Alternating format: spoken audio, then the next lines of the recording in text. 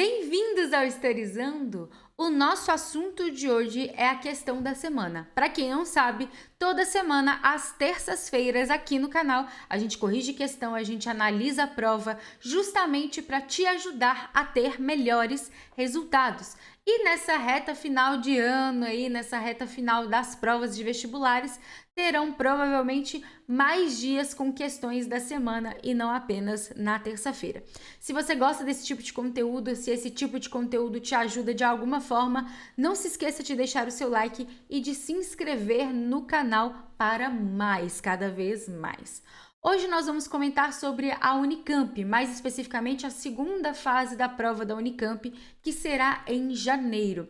Então, eu trouxe algumas questões, mas terão outros vídeos com questões da Unicamp. Como são questões abertas a segunda fase, a gente precisa entender que leva mais tempo para a gente analisá-las. Então, vão ter outros vídeos para não ficar muito grande nenhum conteúdo. Também vai ter FUVEST e se você vai fazer outra prova que não seja Unicamp nem FUVEST, deixa aqui nos comentários também o que você quer ver aqui no canal, principalmente no Questão da Semana, nessa reta final. Então, vamos lá.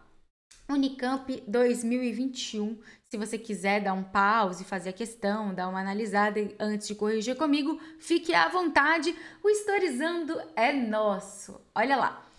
Em estudo amplamente divulgado pela historiografia luso-brasileira, o historiador Charles Boxer afirmou: entre as instituições que foram características do Império Marítimo Português e que ajudaram a manter unidas as suas diferentes colônias, contavam-se o Senado da Câmara, as Irmandades de Caridade e as Confrarias Laicas. Adaptado de Maria Fernanda Bicalho, as câmaras municipais no Império Português, o exemplo do Rio de Janeiro, Revista Brasileira de História. Ótimo, então vamos lá. A partir da leitura do texto e de seus conhecimentos, letra A, vou te pegar meu lápis. Cite e explique uma função de uma das instituições citadas no texto que contribuía para a manutenção da unidade de diferentes colônias do Império Marítimo Português. Beleza. Olha só, como a gente está falando de uma prova aberta, né, de uma prova em que você tem que escrever, ao meu ver, a principal questão que você precisa observar são os verbos de comando. E você precisa saber diferenciá-los. Olha só. Cite e explique. Quando eu falo citar, eu cito. Quando eu falo é isso, acabou. Então, digamos que só tenha um cite. Se tivesse apenas cite, você iria apontar alguma coisa. Então, por exemplo, cite o nome de uma das instituições, câmaras municipais. Eu apontei, eu citei. Agora, cite e explique a função. Eu citei câmaras municipais e expliquei. Governar as vilas através dos homens bons. Por exemplo, eu estou explicando. Então, organizar, estruturar a região das vilas através dos homens bons. Então, eu estou explicando. Esta é a diferença. Por que eu falo isso? Muitas das vezes, vocês ou cometem excessos ou cometem reduções, né? Como assim? Se pede só para citar e você explica, você está cometendo um excesso. Ah, Tati, mas vão me tirar ponto por causa disso? Não. Agora, se você comete algum deslize na sua explicação, vão te tirar ponto? Sim. Sempre você tem que optar pelo que está sendo colocado para você. Não vá além. Por mais que, mas eu tenho certeza disso. Será que você tem certeza? Ainda mais quando você escreve. Dependendo da palavra que você coloca, você pode dar uma outra interpretação, você pode abrir para interpretações e colocar o corretor ou corretora numa situação em que vai ter que te tirar ponto. Então, se pediu cite, cita. Se pediu cite, explique, aí sim você explica. ok? Toma cuidado com isso, que eu já vi muita gente perdendo ponto por causa disso. E assim, não, o momento é para você responder as questões e não para você mostrar tudo que você sabe, tudo que tá na sua cabeça. É isso que eu quero que você entenda. Porque a gente tem essa sensação, né? Não, mas eu sei, eu vou mostrar tudo que eu sei e aí sim eu vou passar. Não é esse o caso, tá? Então vamos lá. Olha só. Uma função de uma das instituições citadas no texto. Então você vai aqui no texto, pegar uma delas. Ah, mas eu quero explicar várias. De novo, você vai cometer o excesso. De novo, você pode errar em uma delas e aí vão ser obrigados a tirar ponto seu, entendeu? Então, olha lá. Fala Senado da Câmara, Irmandades de Caridade e confrarias laicas. O que é mais simples de falar aqui? A questão política. Você pode falar de outra? Pode falar de outra. Mas para você explicar, né? Porque olha só, Irmandade de Caridade é voltado para a igreja. Quando você tem a questão da irmandade, e aí eu vou ser mais direta aqui, quando você tem essas questões de irmandades e todas elas conectadas à igreja, você contribui com a unidade porque você tem um poder aí, entre aspas, central nessas questões religiosas, né? Confrarias laicas vai ser a questão também de alguns órgãos que vão contribuir para isso. Só que o que é mais tranquilo de falar? Senado da Câmara. E eu aconselho a você falar de Câmara Municipal, que tá aqui, né? Então, vamos lá. As câmaras municipais. E aí foi o que eu acabei de falar. Eu não vou escrever muito porque eu não tenho uma boa habilidade com essa tela, então não vou escrever a resposta aqui. Minha letra vai ficar muito garranchada. Mas olha só. Cite e explique uma função de uma das instituições citadas no texto que contribuía para a manutenção da unidade, para manter a unidade das colônias. O que contribui? As câmaras municipais, e aí se você quiser colocar Senado da Câmara também, não tem problema, mas essas lógicas políticas contribuem por quê?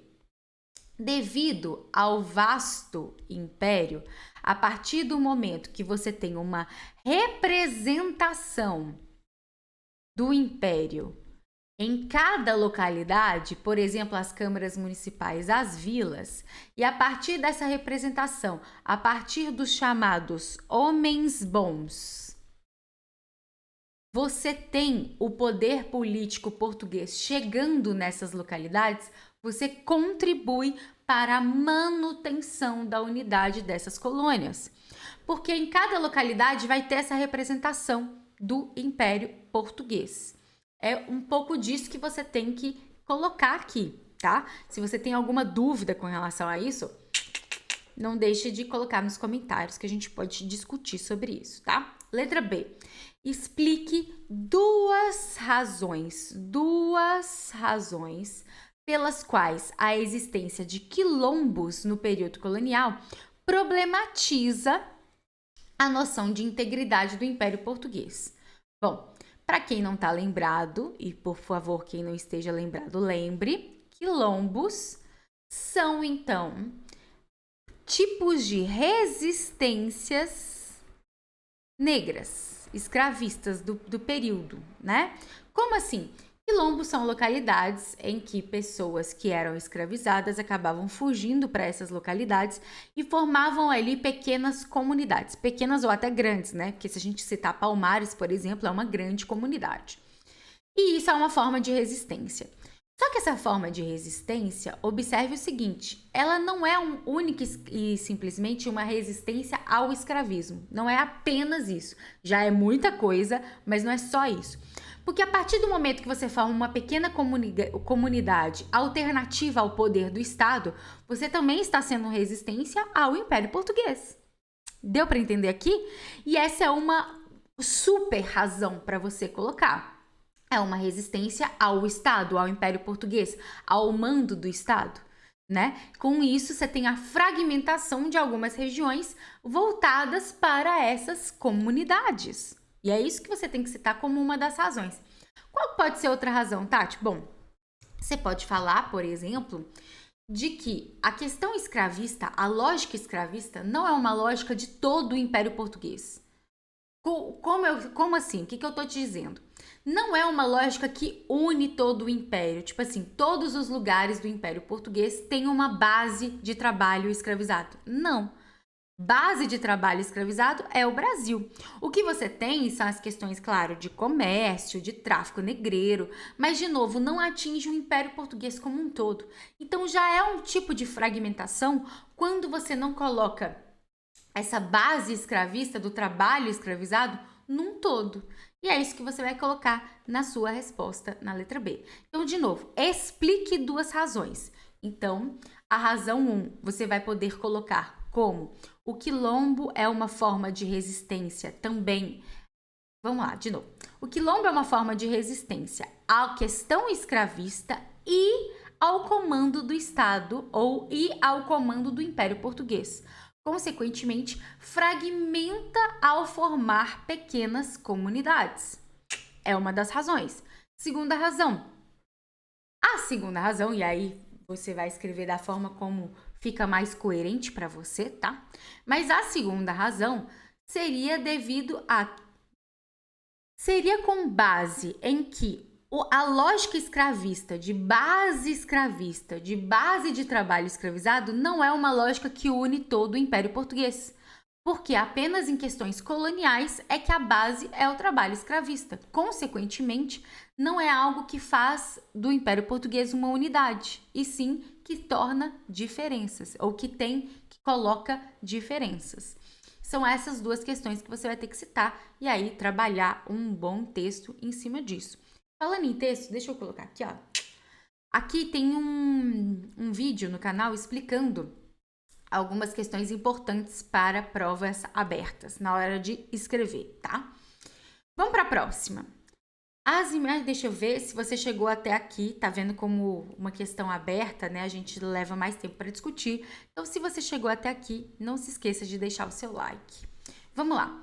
As imagens produzidas por artistas europeus, tal como vemos na pintura do holandês Jan Jefferson de Hem, que é claro que eu não sei falar holandês, tiveram um papel importante na construção do conceito de exótico no imaginário na época moderna. E aí aqui você consegue observar a imagem. Natureza morta com papagaios. Naquele contexto, que é o que? 1640, a pintura apresentava itens obtidos quando se exploravam e se colonizavam países em cantos distantes do mundo. A natureza, os elementos que a representam, é, assim, quase um estudo científico e, novamente, uma alusão à abundância obtida graças ao vitorioso comércio holandês. Então, você tem intenções quando você faz uma pintura como essa, ok? Beleza. Adaptado de Rolf Winks, Natureza Morta, revista do Museu de Arqueologia. Ok. Vamos para a questão. Os colonizadores exerceram... Deixa eu pegar meu marcador que é mais fácil, né? Os colonizadores exerceram diversas operações que levaram à configuração de um novo universo de relações intersubjetivas de dominação entre a Europa e as demais regiões e populações do mundo, as quais estavam sendo atribuídas no mesmo processo novas identidades geoculturais. Adaptado e traduzido de Aníbal Quijano, Colonialismo, Eurocentrismo e América Latina. Ok. Vamos para o meu lápis de novo. O exótico é estabelecido a partir de uma relação assimétrica entre universos diferentes. Justifique por que a imagem ao lado apresentaria características exóticas e relacione essa adjetivação, que é a adjetivação do exótico, ao pensamento colonial da época. Olha só, são 2 comandos e, de novo, você precisa pensar nisso antes de responder a sua prova, a sua questão. Eu preciso de 2 comandos. O que eu vou fazer aqui nessa questão? Eu vou justificar e eu vou relacionar. Como assim justificar? Eu vou explicar por que essa imagem aqui apresenta características exóticas. Por que essa imagem era caracterizada, desculpa, como algo exótico? Eu vou explicar isso. Eu vou justificar. Por quê? Por que eu olho para essa imagem e a galera fala exótico, tá? E eu vou relacionar, eu vou colocar junto ao pensamento colonial da época. Então, primeiro, como que eu justifico que isso é exótico? A partir da imagem, a partir da pintura, o que a gente observa? A gente observa animais, frutas, cores, não é isso? Natureza morta, etc. O que eu vou colocar aqui? Por que eu vou colocar como exótico? Nesse período do século XVII, a Europa observa essa imagem como exótica a partir do momento em que se tem diferenças em questões naturais com o continente europeu. E não só diferenças, mas diferenças essas, ou então você pode colocar de caráter inédito. Questões nunca vistas no continente europeu. Animais não vistos, frutas e imagens naturais nunca vistas. Por isso é exótico. Exótico quer dizer diferente, que vai vislumbrar, que vai colocar o outro numa posição aí de vislumbre. É isso que você tem que colocar. É isso, essa justificativa. Ai, mas é tão simples assim? É simples. O que a gente considera exótico? Diferente. Claro que o termo pode ser usado muitas vezes de forma pejorativa. E aí é por isso que você vai relacionar essa adjetivação ao pensamento colonial. Por quê? Você vai colocar o exótico, muitas das vezes, com relação a esse pensamento colonial, é visto como selvagem, é visto como algo a ser dominado, algo a ser explorado. Essa já é a adjetivação juntamente com o pensamento colonial. Então, duas coisas que você tem que fazer. Mostrar que o exótico é o diferente, e o diferente é porque tem a natureza, tem animais nunca vistos, flores, frutas e etc. nunca vistos, e ao mesmo tempo relacionar que o pensamento colonial observa isso como algo a ser explorado, algo a ser, então, julgado como não só diferente, mas selvagem, ok? Algo a ser colocado à vista de dominação. É isso que a letra A pede de você. Combinado? Letra B. Apresente uma semelhança e uma diferença entre a experiência. Aí, de novo, o que a gente precisa observar? O comando. Apresente. Eu vou te apresentar. Eu vou te mostrar. Quer dizer que eu não posso explicar nada? Não, não quer dizer isso. Você pode desenvolver. Pode desenvolver. Mas, ao mesmo tempo, desculpa, minha câmera mexeu. Eu encostei na tela sem querer. Mas, ao mesmo tempo, você não precisa se aprofundar, porque eu estou te apresentando. Ó, é isso aqui. Eu te apresento. Eu tô te mostrando. Quer dizer que você vai ver todos os lados, todas as faces, as profundezas? Não, eu estou te apresentando. Quando eu te apresento uma pessoa, ó, esse aqui, fulana, é o fulano, é o ciclano. Você já sabe tudo do fulano, do ciclano, quando eu tô te apresentando? Não! Por que eu tô fazendo essas analogias para você fazer isso na prova? Porque a gente fica inseguro, fica insegura na prova. Então faz isso. Pô, o que significa apresentar? Bom, se eu apresento alguém, eu não tô mostrando tudo. Então eu não preciso me aprofundar muito, mas eu preciso mostrar. Ó, tá aqui. Então, eu vou apresentar uma semelhança, algo que tem de igual e algo que tem de diferente entre as experiências holandesa e portuguesa. E aí, nós vamos pensar, claro, no Brasil, ok? Olha só, qual que é a semelhança? E aí, a gente já falou um pouco sobre isso quando a gente falou na letra A, né? A semelhança é o nível de exploração, a lógica de exploração, a lógica de obtenção de lucro. E aí, se você quiser, né, mostrar que você sabe de fato o que está falando, lógica mercantilista. É só pensar, período colonial. Qual que é a base econômica no período colonial? E aí também no Antigo Regime, aqui tem um vídeo, que é um dos vídeos que eu mais me orgulho de ter feito, porque eu nunca imaginei que esse vídeo ia ser tão visto e tão querido por todo mundo, que é o vídeo sobre Antigo Regime. Você assistindo o vídeo sobre Antigo Regime, você entende a base, a lógica da Idade Moderna como um todo. não só na Europa, mas em consequência nas questões coloniais. Então assiste esse vídeo, eu gosto muito dele e eu fico muito feliz de ter tido essa ideia, porque as pessoas me dão feedbacks muito positivos. Mas enfim, lógica mercantilista. É o lucro, a obtenção de lucro, é acúmulo de metal. Essa é uma semelhança. Você precisa ficar explicando todo o antigo regime, toda a lógica mercantilista? Não, você está apresentando, ó, a semelhança, a lógica colonial que tem de semelhante é a questão da exploração, é a questão de acúmulo de metal, acúmulo de capital, é a questão do mercantilismo, da lógica mercantilista. Aí você escreve da forma como você achar melhor, tá? E uma diferença? Bom, de novo pensando, e aí existem várias diferenças, tá? Eu tô colocando a mais óbvia, a mais nítida, porque de novo a gente quer agradar quem vai corrigir. A gente não quer mostrar que a gente sabe tudo, né? Porque não é a nossa intenção mostrar que sabe tudo. A nossa intenção é passar e entrar na universidade, beleza? E aí lá dentro você pode até discutir, né? Vários. Aqui, me tire uma dúvida, você que tá assistindo até agora esse vídeo. É porque a FUVEST, que eu saiba, todo mundo faz prova aberta de tudo, né? E vocês da Unicamp, é só a galera da Humanas? Comenta aqui que eu quero saber. Mas enfim, o que eu tava falando? O importante é você mostrar que você entende, tá? É isso. Não precisa falar de tudo. Não precisa se aprofundar em tudo. Vai ter muito tempo na sua vida para você se aprofundar. Agora a gente tá focada para você entrar na universidade, beleza? Então, o que eu quero que você entenda aqui?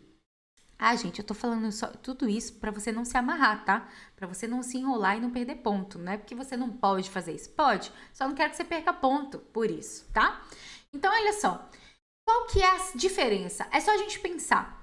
Quem de fato colonizou o chamado Brasil holandês? Foi o Estado holandês ou foram as companhias de comércio? Foram as companhias de comércio. O Maurício de Nassau, ele era enviado de uma companhia de comércio, né? A Companhia das Índias Ocidentais. Não precisa decorar o nome, saber o nome, mas se você souber, escreva, tudo bem. Mas você tem que ter certeza do que você está falando. Companhia das Índias Ocidentais. Então, assim, qual que é a lógica? A lógica é que a colonização portuguesa dependia do Estado português. A exploração da colonização portuguesa dependia do Estado português. A colonização holandesa dependia do setor privado, das companhias de comércio, tá? Então, essa é uma grande diferença. Quer falar de outras diferenças? Tudo bem. Você pode colocar maiores investimentos que os holandeses faziam em questões de estrutura e de infraestrutura. Então, a cidade de Recife foi toda construída. Você tem aí o Maurício de Nassau investindo. Você tem a questão de maior liberdade religiosa, coisa que não tinha no Estado português, né, na colonização portuguesa. Você pode fazer isso, tá? Não tem problema. Mas a base, a mais importante, a principal, o que vai diferenciar e muito a lógica colonial é essa, tá bom? Gente, chegamos a mais de 20 minutos. E aí eu quero saber, esse formato tá bom para você que vai tentar a prova? Quer colocar mais questões aqui embaixo? Quer que eu fique falando horas e horas? Tudo isso depende de você. Tudo isso vai depender de Tati, quero mais assim, quero mais assado, quero que faça assim, quero que faça assado. Se eu estou aqui na semana do Natal gravando vídeo, é por você que tá aí me assistindo, beleza? Porque eu poderia estar lá assistindo uma série de boa, mas não, eu tô aqui gravando para você. Então, o que eu quero? A única coisa que eu quero em troca é sua resposta. Tá bom? Tá ruim? Quero mais? Quero menos?